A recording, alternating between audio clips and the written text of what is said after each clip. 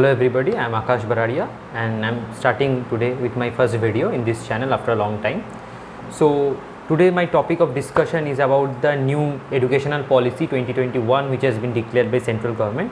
I hope everybody is aware of that, but I came across few requests that the education policy PDFs given by governments are very big in size, so we need to brief it, to make it into small certain points, easy for the normal people to understand, like who is going to read the entire big PDF. It takes a lot of time.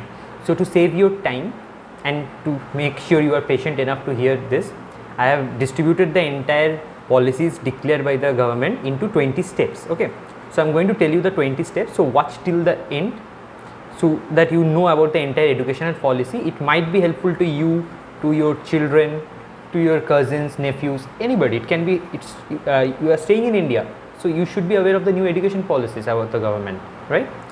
So let's start with the policies. Okay, I'll be as short as possible while stating my comments.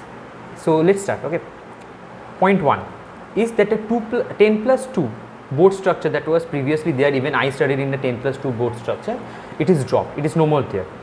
Now it is going to be like a 5+3+3+4 structure. Okay, so this is the second point. It's a new technique. And now coming to the third point. Third point is up to 5 it's preschool. From 6 to 8 it is absolutely mid school. Okay, now 8 to 11 this is high school, and from 12 onwards it's graduation. That is like 5+3+3+4. Okay, now any degree course that we are having in our country from now onwards will be always 4 years.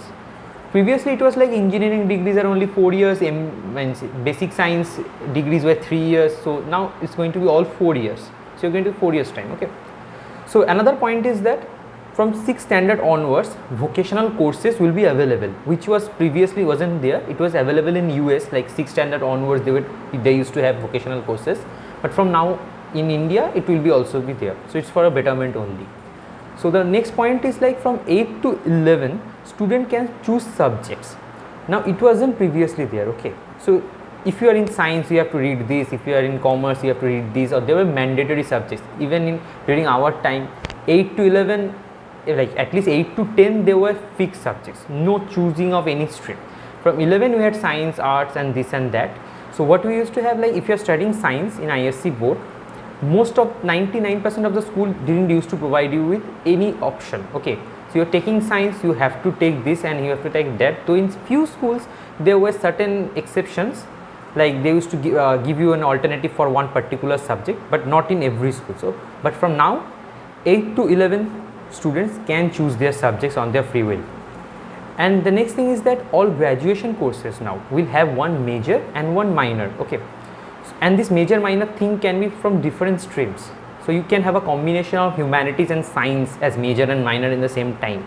So you will have a multi-spectrum approach to your career. That's a great thing basically. So like you might be interested in science, so you are taking it as major.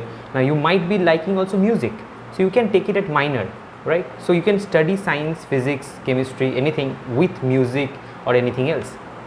Previously what was that all higher education were governed by various sub-authorities and authorities, but from now onwards all higher educations will be governed by one authority solely, and UGC and AICTE, these two authorities will be merged together. Okay, next point, important point is that all universities like government, private, open, deemed, vocational, etc. will have the same grading system and new rules. Okay, so all the rules will be same, one rule and one grading system for everyone, which is of great help. Because previously what it was like, some university used to give percentage result, some university used to give CPGA result. Now this CPGA calculation is a bit difficult and controversial also, like students don't know always how to calculate. There are various CPGA calculating methods. So what happens is that it was a bit problematic, like certain universities which are more in the rural areas, they mostly used to have percentage, and the newly developed universities like the private universities, this and that, they used to have CPGA.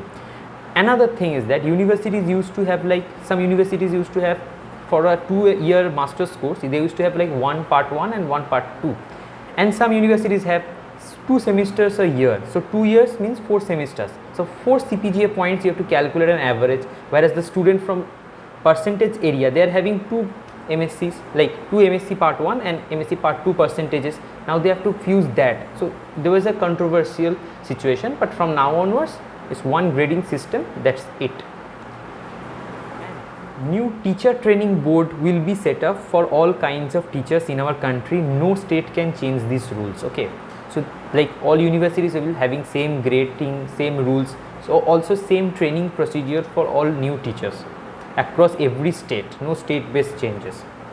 Same level of accreditation to any college will also be provided, like based on its rating the college will get autonomous rights and funds as well. Okay, so this was like a 12th point, maybe I have not been mentioning the point number, so this was a 12th point, like same level of accreditation to all colleges.